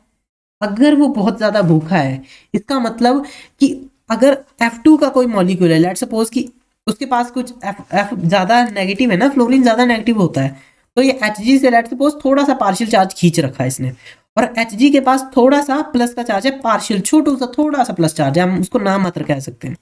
और पानी के पास क्या है, आप देखो ना, पानी के पास O, यहाँ पे H, तो यहाँ पे जो H होती है उसके पास पार्शियल पॉजिटिव होता है, यहाँ पे भी पार्शियल पॉजिटिव, इसके पास पार्शियल नेगेटिव।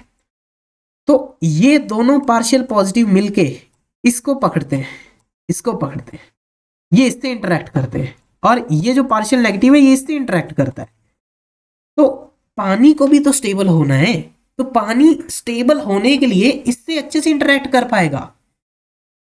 आप मतलब इसको ऐसे समझ सकते हो कि पानी को स्टेबल होना है और जो फ्लोरीन है वो अनस्टेबल है, तो ये लोग आपस में ज्यादा अच्छे से इंटरेक्ट करेंगे, क्योंकि क्योंकि क्योंकि पोलराइजेशन कम हो रहा है यहाँ पे। तो इनका ऑर्डर कुछ इस तरीके का आ जाएगा, एंड इसका भी लाइक वैसे ही हो जाएगा। आप इसको भी उसी कॉन्सेप्ट से समझ सकते हो कि सॉल्युबिलिटी का ऑर्डर अभी बता रहा हूँ, मेल्टिंग पॉइंट का नहीं है, ये सॉल्युबिलिटी का है, सॉल्युबिलिटी का। आगे देखो, सो द कंक्लूजन इज कि डाउन द ग्रुप जाने पर सॉल्युबिलिटी कम होती है। इसको लिख लो कि अगर तुम वो लाइक आपको अगर नहीं समझ आ रहा ना अभी, तो अभी इसको लिख लो, लाइक दोबारा देखोगे, फिर से 3 बारी देखोगे, समझ आ जाएगा। तो कंक्लूजन है कि डाउन द ग्रुप जाने पे सॉल्युबिलिटी कम हो रही है।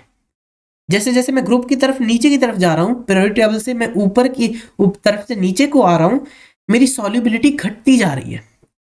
अभी क्यों घटती जा रही है ये तो मैंने आपको समझाया अच्छे से। बाकी पोलराइजेशन को, आपको पोलराइजेशन अच्छे से आती होगी ना, तो आप इस एक पैरे को पढ़ के ना सब तुम्हें समझ आ जाएगा, लाइक तुम्हें पूरी क्लैरिटी मिल जाएगी जो मैं तुम्हें कहने की कोशिश कर रहा हूँ। बट हाँ, अगर तुम्हें लैटिस नहीं पता है, पोलराइजेशन नहीं पता है, तुम्हें याद ही नहीं है कि वो चीज़ थी क्या, तो फिर नहीं हो पाएगा, फिर तो मुश्किल हो जाएगा। फिर आप जा सकते हो यहाँ से, आपका कुछ काम नहीं है यहाँ पे, आप जाओ वो पुराने लेक्चर्स देख के आओ, फिर दोबारा यहाँ पे आना। तो अब कंपेयर करते हैं थोड़ी सॉल्युबिलिटी। तो हम कह रहे हैं कि डाउन द ग्रुप जाने पे सॉल्युबिलिटी कम होती है, सॉल्युबिलिटी डाउन द ग्रुप जाने पे कम होती है। तो यहाँ पे देखो, ली ने की रब से फरियाद, यानी कि नीचे जा रहा है तो सॉल्युबिलिटी कम हो रही होगी, तो यानी कि इसकी सॉल्युबिलिटी सबसे ज्यादा है, इसकी थोड़ी इससे कम है, इसकी और कम है, इसकी और कम है, इसकी बहुत ज्यादा कम है। तो यानी कि ये बहुत ज्यादा सॉल्युबल है, ये काफी सॉल्युबल है, LiClO4 काफी सॉल्युबल है। सो इसका कुछ ऑर्डर आप इस तरीके से लिख सकते हो कि LiClO4 is more soluble than NaClO4 and NaClO4 is more soluble than KClO4। इस तरीके से आप इसका सॉल्युबिलिटी ऑर्डर लिख सकते हो। वैसे ही आप यहाँ पे चेक करो, Li, तो यहाँ पे भी वही हो रहा होगा, सेम सेम सेम, बिल्कुल सेम। आपको ऑर्डर याद रखना है बस कि डाउन द ग्रुप जाने पे सॉल्युबिलिटी कम हो रही है। तो आपको अगर यहाँ पे दिख जाए ना कोई भी Li दे दूं मैं और K दे दूं, लेट्स सपोज कि मैं एग्जामिनर सेटर हूं तुम्हारा, मैंने क्या करा, मैंने तुम्हें LiNO3 दे दिया और मैंने तुम्हें CsNO3 दे दिया, तो तुम्हें पता होना चाहिए कौन ज्यादा सॉल्युबल है। मैं कहूं कि सॉल्युबिलिटी ऑर्डर क्या है, what is correct solubility order, तो तुम्हें पता होना चाहिए कि LiNO3 ज्यादा सॉल्युबल है, ये ज्यादा सॉल्युबल है, ये कम सॉल्युबल है। तो मैं चाहता हूँ कि लाइक आपको अच्छे से अंडरस्टैंडिंग आए इस चीज की। सॉल्युबिलिटी अगर तुम्हें अच्छे से अंडरस्टैंडिंग आ गई ना, तो सॉल्युबिलिटी हो गई या कोई भी चीज हो गया, तो तुम उस चीज को अच्छे से टैकल कर पाओगे। एंड तभी मैंने कहा था पोलराइजेशन अच्छे से करना।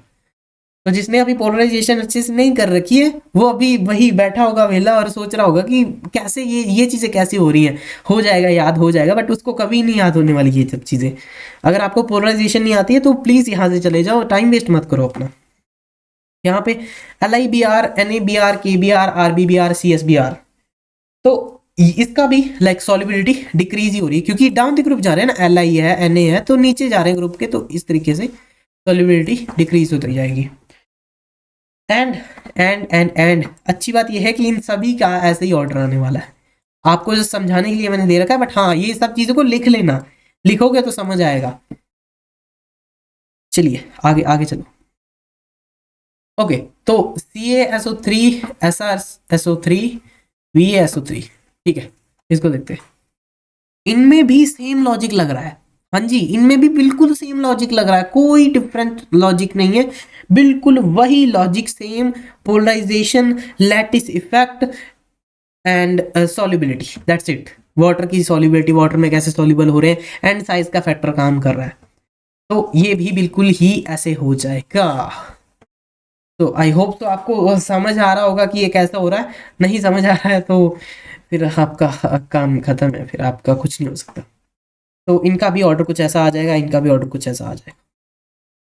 चलिए, तो आगे चलिए। अब बात करते हैं सॉल्युबिलिटी के एक्सेप्शंस के बारे में, सॉल्युबिलिटी के एक्सेप्शंस के बारे में। तो इनका क्या है कि एक्सेप्शंस का इन वाली एक्सेप्शंस का ना, लाइक अगर मैं आपको समझाऊं कि इसका ऐसे होता है, ये वैसे होता है, तो मैं समझता हूँ कि इन चीज़ों को ना समझाया नहीं जा सकता। तो अगर कोई टीचर है तुम्हारा कि वो तुम्हें समझा रहा है कि बेटा ये ऐसे होता है, वैसे होता है, इनका रीज़न नहीं है यार कोई भी, बस है तो अभी क्या ही कर सकते हैं।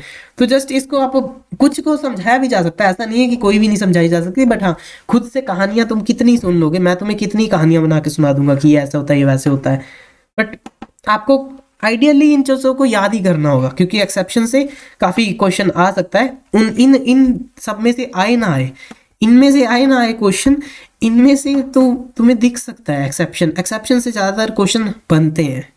देखो वेयर एज एल आई, देखो एल आई पहले आता है, डाउन द ग्रुप जा रहे हैं ना, एल आई एन ए के आर वी सी एस, फिर भी इसके क्या दिक्कत है, हम ना लाइक एक एक्सपेक्टेड क्या था कि सॉल्युबिलिटी इसकी ज़्यादा होगी, इसकी उससे कम होगी एंड इसकी उससे कम होगी, पर क्या ऐसा हुआ? नहीं, अनफॉर्चुनेटली ऐसा कुछ नहीं हो पाया। एंड फॉर्चुनेटली क्या हुआ, ये थोड़ा सा, भाई ये लाइन कहाँ उठा ली मैंने, फॉर्चुनेटली ये थोड़ा सा फ्लिप हो गया, कहाँ हो गया, ये यहाँ पे आ गया आगे। तो ये कुछ इनका, भाई तो क्या दिक्कत कर रही है ये, हाँ तो इनका कुछ ऑर्डर इस तरीके से आने लग गया। हाँ तो ये रहा इसका करेक्ट ऑर्डर, इस तरीके का ऑर्डर है। सॉल्युबिलिटी की बात कर रहा हूँ, मेल्टिंग पॉइंट की बात नहीं कर रहे हैं हम, सॉल्युबिलिटी की बात हो रही है। एंड बाकी सब सेम है, एक ये छोटी सी एक्सेप्शन है ये यहाँ पे, बाकी तो डाउन दी ग्रुप जा रहे हैं एंड सॉल्युबिलिटी कम हो रही है, बिल्कुल सही है। ये इसकी एक्सेप्शन थी, तो हमने इसको ऐसे करते हैं, हाईलाइट भी कर देते हैं ताकि तुम नोट्स में देख पाओ इस चीज़ को। आगे BE-C2O4 CA-C2O4, पहली बात हम डाउन द ग्रुप जा रहे हैं क्या, बेटा मांगे कार स्कूटर बाप राज, हाँ बिल्कुल सही है ना। और एक और बात मैं तुम्हें कह दूं, अभी तुम कहोगे कि यहाँ पे एक कंपाउंड नहीं है जिसका नाम है MgC2O4, तो वो इसलिए नहीं है क्योंकि उसमें एक्सेप्शंस आ जाती है, उसमें और दिक्कतें आ जाती है, कुछ उसमें और कुछ अजीब ही हो रहा होता है, इस कारण से वो चीज़ को हम डिफाइन यहाँ पे नहीं कर रहे। समझ गए होगे, आई होप सो, थोड़ा सा आप इतने तो सेंसिबल हो कि समझ सकते हो ऐसी चीज़ों को, ठीक है। आपको एक चीज़ याद आ रही है कि मैंने आपको बहुत टाइम पहले, थोड़ा टाइम हो गया, बहुत टाइम क्या, बहुत टाइम नहीं हुआ, थोड़ा टाइम पहले मैंने आपको बताया था कि जो बेरिलियम है ना, वो जब ऑक्सीजन या फ्लोरीन के साथ रिएक्ट करता है, बहुत ज़्यादा करता है, तो वो क्या करता है, लाइक उसकी सॉल्युबिलिटी जो है ये बिल्कुल ही आगे चला जाता है, इस साइड चला जाता है, तो ये भी एक एक्सेप्शन है अपनी।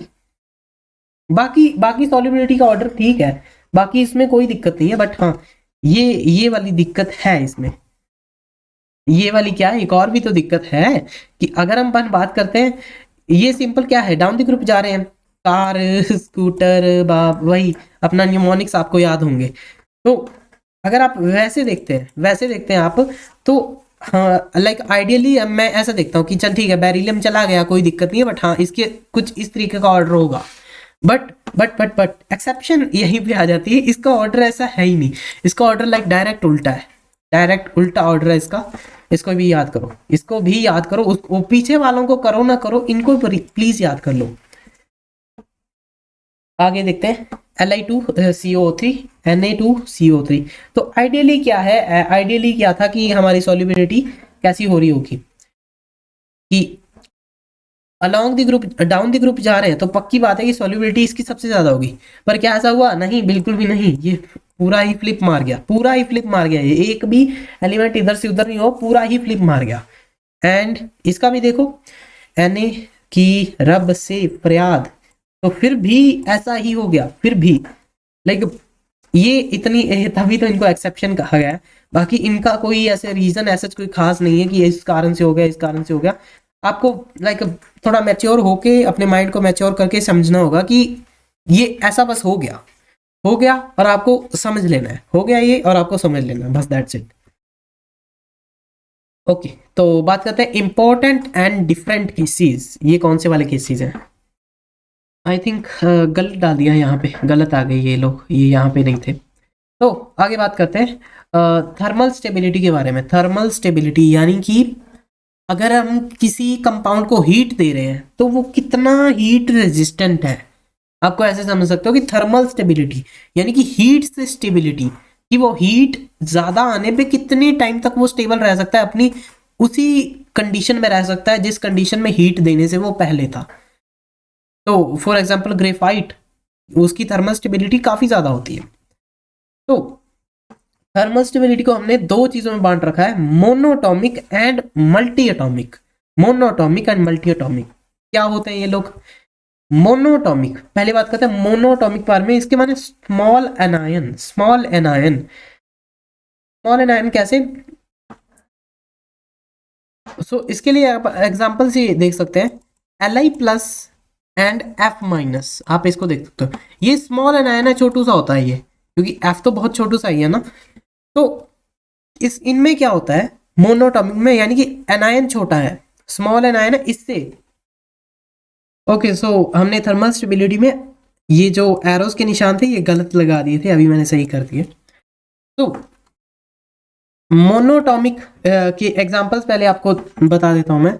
मोनोटॉमिक यानी कि F minus, N minus, O2 minus, कुछ भी हो सकता है यहाँ पे, Cl माइनस, Br हो सकता है, Br माइनस, आयोडीन माइनस हो सकता है। हाँ, इनको कह सकते हैं अपन स्मॉल एनायन, स्मॉल एनायन। तो डाउन द ग्रुप जब हम जाते हैं तो थर्मल स्टेबिलिटी कम हो जाती है। कैसे कम हो जाती है? Like for example down the group हम जब जाते हैं तो साइज बड़ा हो जाता है।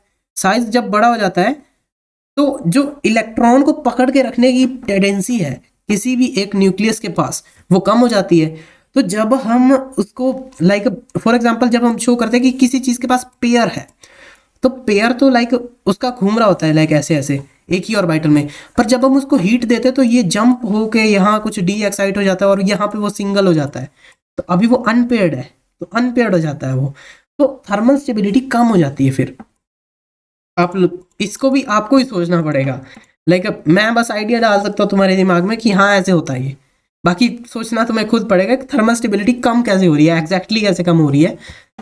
तो आपको ज़्यादा अच्छे से तब समझ आएगा, मेरे रटाने से नहीं आएगा। तो आगे देखो एक और, बाकी एग्जाम्पल से काफ़ी चीज़ें क्लियर हो जाती हैं, बाकी ये थ्योरी है जस्ट। तो मल्टी एटॉमिक, मोनोटॉमिक देख लिया, छोटा एनायन होता है जिनका, और मल्टी एटॉमिक यानी कि बिग एनायन। बिग एनायन यानी कि big anion, that's it, big anion. तो डाउन द ग्रुप जब हम जाते हैं तो थर्मल स्टेबिलिटी बढ़ती है। फॉर एग्जाम्पल बिग एनायन का, मेरा कहने का क्या मतलब क्या है बिग एनायन का? लेट सपोज मैंने यहाँ पे बेरिलियम लगा दिया, बेरिलियम के पास साथ मैंने CO2 लगा दिया, तो CO2 बहुत बड़ा है कंपैरिजन टू सिंगल F, या F2 भी अगर मैं लगा दूं तो CO2 उसके कंपैरिजन में बहुत बड़ा है। तो इस कारण से हम इसे बिग एनायन कह सकते हैं। वेयर एज मैं अगर Be के साथ F लगा दूं तो ये इसको मैं छोटा कहूंगा, ये स्मॉल एनायन हो सकता है। बट वेयर एज जब यहाँ पे दो दो यानी कि कोई मॉलिक्यूल लग रखा हो ना, तो आप उसको बिग एनायन में ही कंसीडर करने वाले हो, तो थर्मल स्टेबिलिटी बढ़ने ही वाली है। अभी कैसे बढ़ने वाली? डाउन द ग्रुप जाओगे तो थर्मल स्टेबिलिटी कैसे बढ़ेगी? देखो CO2 है, तो CO2 यानी कि कंबाइन होके उनके न्यूक्लियस यानी कि एक दूसरे को काफी सपोर्ट करेंगे। तो एक तो ये F अकेला है और कहाँ ये सब मिल के कर रहे हैं, तो इस कारण से ये ज्यादा रेजिस्ट कर पाएंगे उस हीट को, कि ये लोग नहीं जाने देंगे आसानी से। और वेयर एज ये सिंगल अकेला है, अकेला बंदा, सोचो यहाँ पे इसके पास एक ही न्यूक्लियस है और इसके पास इलेक्ट्रॉन्स है बहुत सारे जो खुले घूम रहे हैं, इसको हीट दे के भगाना आसान है क्योंकि और कोई न्यूक्लियस ही नहीं है। और अगर मैं इसको हीट दूंगा, लेट सपोज मैं इस कंपाउंड को हीट देता हूँ, तो इमेजिन करो कि भाई सी से तो निकल गया, ये सी का जो था कार्बन का था उसमें से तो ये निकल गया, पर फंस गया जाके ऑक्सीजन के पास। इस वाली ऑक्सीजन से निकला तो एक और ऑक्सीजन के पास फंस गया, तो इस वाली से निकला तो वापिस इसके पास फंस गया। तो हीट ज्यादा देंगे तो ये ज्यादा उछल के बाहर जाएगा। तो इसलिए कहते हैं कि इनकी थर्मल स्टेबिलिटी बड़ी होती है, इनकी थर्मल स्टेबिलिटी ज्यादा होती है बड़े एनायंस की। बाकी आपको समझ आएगा, यहां से ही समझ आएगा ज्यादा अच्छे से। बाकी आपको oxide, fluoride, iodide and bromide कुछ भी दिखता है यहाँ पे, तो आपको पता होना चाहिए वो छोटा एनायन है, उसे हम छोटा एनायन कंसीडर करते हैं क्योंकि वो सिंगल एक ही लग रखा है ना। सो अगर मैं इसका थर्मल स्टेबिलिटी का ऑर्डर लिखूं तो थर्मल स्टेबिलिटी का ऑर्डर की कम होती जाएगी। तो इसका ऑर्डर कुछ ऐसे आएगा, अभी एक्सप्लेन करते हैं कैसा आएगा, क्यों आएगा। तो बेरिलियम ऑक्साइड अगर तुम देखो, बेरिलियम का साइज होता है कुछ इतना, ऑक्सीजन का ऑक्साइज साइज इससे बड़ा होता है थोड़ा सा। जब मैग्नीशियम की बात करते हैं तो मैग्नीशियम बहुत बड़ा हो जाता है ऑक्सीजन से। मैग्नीशियम कुछ यहाँ पे बैठा है और ऑक्सीजन कुछ यहाँ पे बैठा है। तो देखो ये छोटू छोटू है, यानी कि इलेक्ट्रॉन्स को ज्यादा अपनी तरफ खींच के रखेंगे। अगर ज्यादा खींच के रखेंगे तो हीट ज्यादा देनी पड़ेगी, तभी इलेक्ट्रॉन भाग के जाएगा। वेयर एज मैग्नीशियम ऑक्साइड को अगर तुम हीट देते हो इस पूरे कंपाउंड को, तो इसका साइज बहुत बड़ा है, तो यानी कि इलेक्ट्रॉन यहाँ पे कहीं बहुत दूर होगा। तो दूर होएगा तो जब हीट मिलेगी तो भाग के बाहर आएगा, जल्दी बाहर आएगा, हीट कम देनी पड़ेगी। इस कारण से आप ऐसे ही समझ सकते हो इस चीज को। तो आपको समझ रहा होगा कि कैसे थर्मल स्टेबिलिटी काम कर रही है। तो यहाँ पे भी वही सेम फंडा यहीं पे अप्लाई हो रहा है, सेम थिंग, कोई डिफरेंस नहीं है यहाँ पे। बेरिलियम फ्लोराइड में भी वही चीज, मैग्नीशियम फ्लोराइड, ये ऐसे भी, यहाँ पे भी बिल्कुल सही है, सेम चीज, कोई डिट्टो सेम, कोई भी ऐसे एक भी लाइक चेंज नहीं हो रहा, लाइक डायरेक्ट सेम वही। एंड इनका तो वही सेम ही है, आप इनको ऐसे भी लिख सकते हो। तो फटाफट से आप इनको बस समझ लोगे, थर्मल स्टेबिलिटी आपको खुद समझ आ जाएगी। मैंने कह दिया थर्मल स्टेबिलिटी इसकी कंपेयर करो, आपको जस्ट चेक करना है कि इसका साइज कैसा होगा, इसका साइज कैसा होगा, और साइज के बिहाफ पे आप डिसाइड कर सकते हो अपना आंसर। सो Li के साथ X लग रखा है, यानी कि X में क्या होता है, फ्लोरीन, क्लोरीन, ब्रोमीन, आयोडीन। तो इनका भी कुछ इस तरीके का आ जाएगा। आप वही साइज फैक्टर से सोच सकते हो इस चीज को, बहुत आसानी से सोच सकते हो उस चीज से। ओके, तो यहाँ पे भी इनका भी ऑर्डर सेम आ जाएगा। हाँ, तो यहाँ पे ये पड़ा इनका ऑर्डर, बिल्कुल ही आसान एंड बिल्कुल ही वैसी चीज है कि पता नहीं क्या ही दे रखा है इन्होंने। इसका मतलब मेरे को तो बहुत ही आसान लगती हैं ये सब चीजें, इतना इसमें तो कुछ था भी नहीं कि मैं याद करूं। मेरे को अगर साइज वाला फैक्टर पता है ना, और मेरे को हीट वाला पता है, डीजनरेट ऑर्बिटल्स क्या होता है थोड़ा थोड़ा वो पता है, तो मैं आराम से निकाल सकता हूँ इनका। और ऐसा नहीं है कि तुम मेरे को व्हाट्सएप पे मैसेज कर रहे हो कि ये मुझे बता दो ये कैसे हो जाएगा, मतलब मेरे पास कोई भी ऐसे अनसेंट कंपाउंड उठा के ले आओ, तो वैसे नहीं होगा। क्योंकि अभी हम हैं 12th में, अभी हम कोई बड़ी पढ़ाई नहीं कर रहे। 12th वाले बच्चे हैं या 11th वाले बच्चे हैं तो क्या ही कर लेंगे इतने टाइम में। तो अगर आपको वो वाली स्टडी करनी तो पहले ये वाली करो, उसके बाद वो करेंगे किसी टाइम पे। सो अभी बात करते हैं बड़े एनायन, यानी कि मल्टी एटॉमिक यानी कि आप इसको ClO3 बहुत बड़ा है, NO3 ये भी बड़ा है, CO3 देखो यहाँ पे तुम्हें कोई भी सिंगल नहीं दिखेगा, BeS नहीं तुम्हें दिखेगा, BeSO4 दिख रखा है। तो आपको समझ रहा होगा कि काफी बड़ा कंपाउंड है ये। तो इतने में काफी सारी चीजें कंपाइल हो जाती हैं इनमें, तो इस कारण से इनका एनायन बहुत बड़ा है। तो इन्हें हम कहते हैं मल्टी एटॉमिक।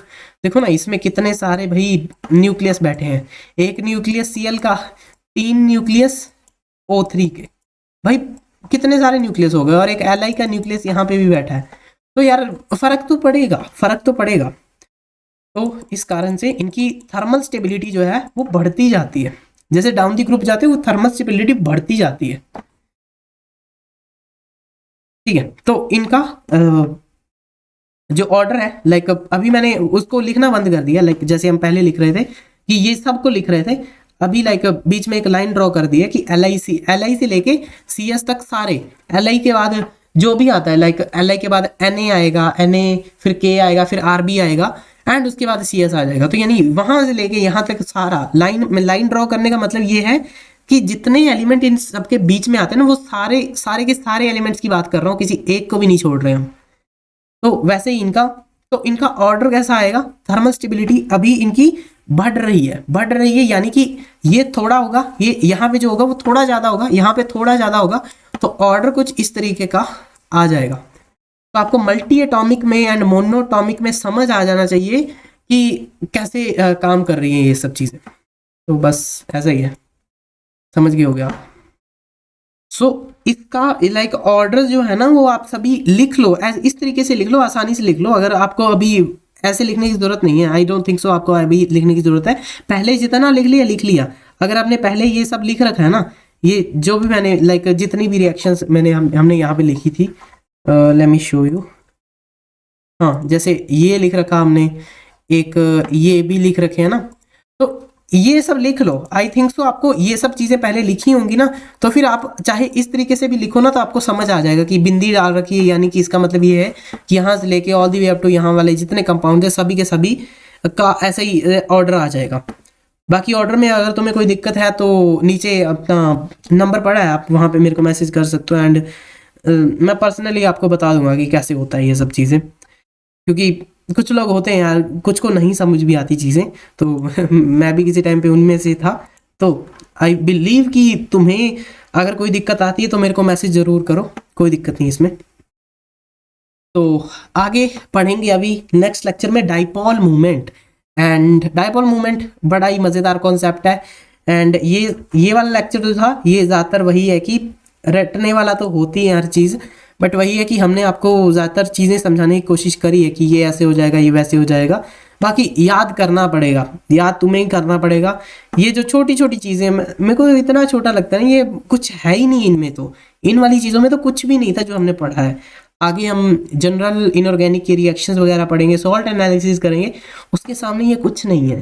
अगर तुम्हें लग रहा है ना कि हमने बहुत बड़ी पढ़ाई कर दी, कुछ नहीं है। ये सब वही है कि हमें अपनी पढ़ाई के लिए ये सब चीज़ें चाहिए होती हैं, इस कारण से हम इन चीज़ों को पढ़ रहे हैं। बाकी अगर तुम रियल में किसी लैब में काम करते हो तो तुम्हें ऐसा नहीं है कि ये सब चीज़ें याद होनी चाहिए, मतलब पता होना चाहिए कि कैसे ये कैसा है, ये कैसा है, इसका कलर ऐसा क्यों है। वो जो कलर वाला था वो भी हम करेंगे एटॉमिक स्ट्रक्चर वाले चैप्टर में, बहुत अच्छे से करेंगे। तो आई थिंक यहीं पे इस चीज़ को एंड करना चाहूँगा मैं। एंड थोड़ा सा और कुछ बता दूं कि नोट्स इसके बना लो, इस वाली चीज़ के तो खास करके बना लो कि ये वाला लाइक तुम्हें पता होना चाहिए कि इसका सॉल्युबिलिटी ऐसे होगा, ऑर्डर ऐसा होगा। ऑर्डर तुम्हें कंपेयर करना आना चाहिए, बेसिकली तुम्हें ऑर्डर कंपेयर करना आना चाहिए। सॉल्युबिलिटी का हो गया, मेल्टिंग पॉइंट का हो गया, एंड थर्मल स्टेबिलिटी का हो गया। मेल्टिंग पॉइंट मैंने तुम्हें समझाया, पोलराइजेशन मैंने भी तुम्हें अच्छे से समझाई। तुम्हें ऑर्डर कंपेयर करना आना चाहिए, लैटिस एनर्जी का, पोलराइजेशन का, थर्मल स्टेबिलिटी का, मेल्टिंग पॉइंट का, एंड सॉल्युबिलिटी का। ये 5 ऑर्डर हैं जो तुम्हें कंपेयर करने आनी ही चाहिए। तुम्हें पता होना चाहिए कि किसको बढ़ने से, किसके बढ़ने से क्या कम होता है, किसके कम होने से क्या बढ़ता है, किसमें ज़्यादा आयनिक है, किसमें कम आयनिक है। मैं कैसे पता करूं किसमें ज़्यादा आयनिक होगा, किसमें कम आयनिक होगा। डाउन द ग्रुप जाने में क्या हो रहा है, इस वाली चीज़ में डाउन द ग्रुप जाने पे क्या हो रहा है, एंड इस वाली में क्या हो रहा है। तो आपको ये सब चीज़ें ना, लाइक अगर मैं तुम्हें रात को सोते हुए उठा के पूछ लूँ ना कि सॉल्युबिलिटी का मतलब बता, तुम्हें पता होना चाहिए कि सॉल्युबिलिटी इन वाटर कैसे काम कर रहा है। तो बस ठीक है, आपको इतना सब तो अभी याद हो जाना चाहिए। तो इसके बाद फिर शुरू करते हैं डाइपोल मूवमेंट। एंड ये भी बहुत अच्छा कॉन्सेप्ट है, आपको इसके बारे में सुन के ही बहुत मज़े आएंगे। एंड चलिए ठीक है।